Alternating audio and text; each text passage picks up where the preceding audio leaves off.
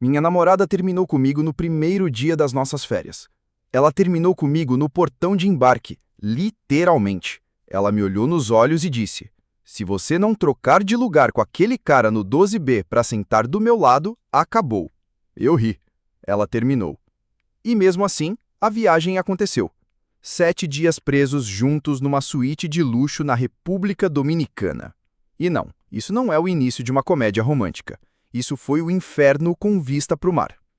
Para você entender como cheguei a aceitar isso como normal, preciso voltar um pouco. Cresci com pais que transformavam qualquer contrariedade num campo de guerra. Tudo era sobre controle. Se eu não limpasse o quarto do jeito exato que minha mãe queria, ela jogava tudo no chão e dizia que eu era um fracasso. Aprendi cedo que amor vinha com condição. Se você tirar nota boa, te dou um abraço. Se você não responder, eu deixo você em paz. Assim, cresci achando que agradar era o mesmo que amar. Então, quando conheci a Luana, tudo pareceu familiar. Ela era linda, inteligente, mas tinha uma habilidade assustadora de virar tudo contra mim. Se eu não respondesse a mensagem dela em menos de 5 minutos, ela fazia stories enigmáticos com frases tipo: "O silêncio também fala." Se eu saísse com meus amigos, ela ligava chorando, dizendo que se sentia abandonada. E quando eu dizia que precisava de espaço, ela dizia que eu era frio, igual meu pai.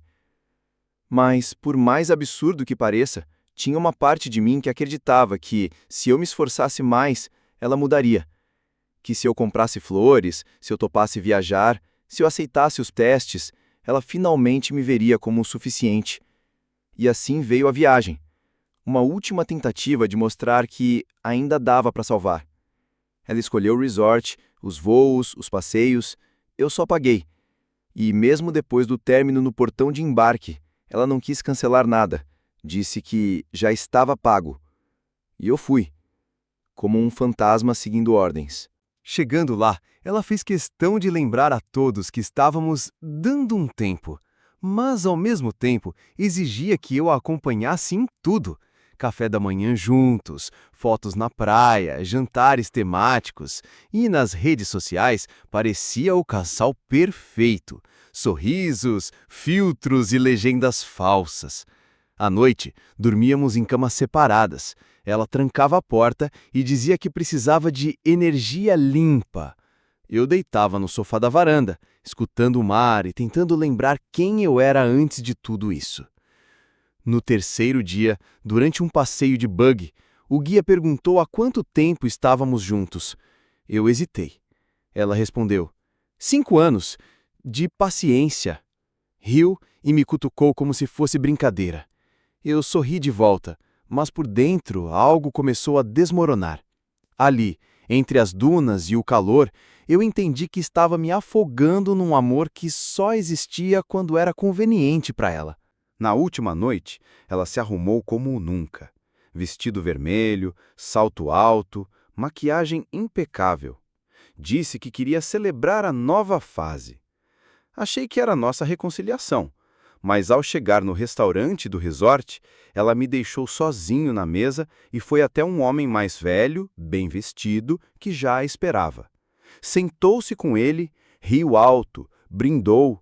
Me olhou de longe, sem remorso, como se eu fosse só mais um figurante na narrativa dela. Levantei, saí do restaurante e andei até a praia. Sentei na areia, encarei o mar e percebi. Eu não era fraco. Eu só estava cansado de tentar provar meu valor para quem nunca se importou. E foi naquela noite, com os pés na areia e o coração partido, que eu escolhi ir embora. Não só daquele lugar, mas daquela história. Voltei para o hotel, peguei minhas malas e pedi um quarto separado. O recepcionista, percebendo minha situação, me deu um upgrade surpresa, uma suíte ainda mais luxuosa, só para me afastar daquela tempestade ambulante que era minha ex. Pela primeira vez em dias, senti um respiro, um alívio. Passei as horas seguintes explorando o resort, conversando com outras pessoas, conhecendo histórias que não envolviam drama. Fiz amizade com um grupo que estava lá para um casamento, gente que ria, se divertia, sem carregar mágoas do passado.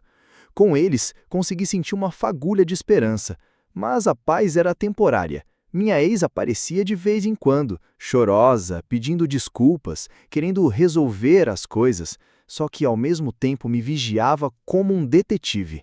Cada palavra minha era analisada, cada gesto suspeito. Aquele ciclo louco continuava, só que agora num cenário paradisíaco. Com o passar dos dias, a tensão só aumentava.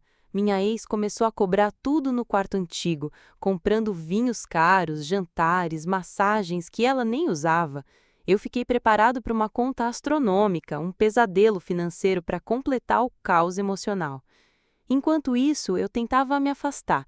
Saía com o pessoal do casamento, ria com eles, fazia piadas bobas para esquecer que estava vivendo um inferno particular. Uma das damas de honra, percebendo o tamanho da minha situação, fez uma proposta inesperada. Vamos fingir que somos namoradas aqui. Quero ver até onde ela vai com isso. Aceitei na hora. A gente combinou um roteiro. Sorrisos, brincadeiras, fotos na piscina. Foi hilário e libertador ao mesmo tempo. Minha ex surtou quando nos viu juntos. Ficou histérica, jogou o celular na piscina. No dia seguinte fez o check-out. Saiu do resort antes do fim da viagem. Mas o pior ainda estava por vir. Voltei para casa com a esperança de finalmente respirar em paz. Mas, para meu azar, ao chegar ela estava lá. Morávamos juntos e tecnicamente ainda dividíamos o mesmo teto. Só que eu não tinha escolha a não ser me esconder no porão, meu bunker emocional. Dormia num colchão inflável, trancava minhas coisas e tentava ignorar a presença dela que dominava o andar de cima. A convivência virou um jogo psicológico cruel. Ela deixava roupas espalhadas, mexia nas minhas coisas, fazia questão de me deixar desconfortável. Eu me sentia um estranho na minha própria casa. Para piorar, meus cachorros ficaram com amigos para evitar que ela tentasse levá-los embora. Depois de conversar com um advogado, entreguei oficialmente um aviso de despejo. Ela tinha 30 dias para sair. Mas, como sempre, ela prometeu tornar minha vida um inferno até o último segundo. Nas noites solitárias do porão, eu refletia sobre tudo o que tinha vivido. As pequenas explosões, as cobranças impossíveis, as acusações sem sentido.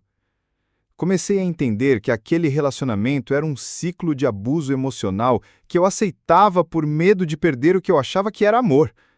Ela sempre usava as lágrimas para manipular, a culpa para controlar, a ameaça para dominar. E eu me perdia tentando consertar uma situação que nunca foi saudável. Foi doloroso admitir isso, mas foi o começo da minha libertação. E quando a data do despejo se aproximava, algo inesperado aconteceu. Alguns dias antes de ela sair, ela bateu na porta do porão, chorando, dizendo que ainda me amava.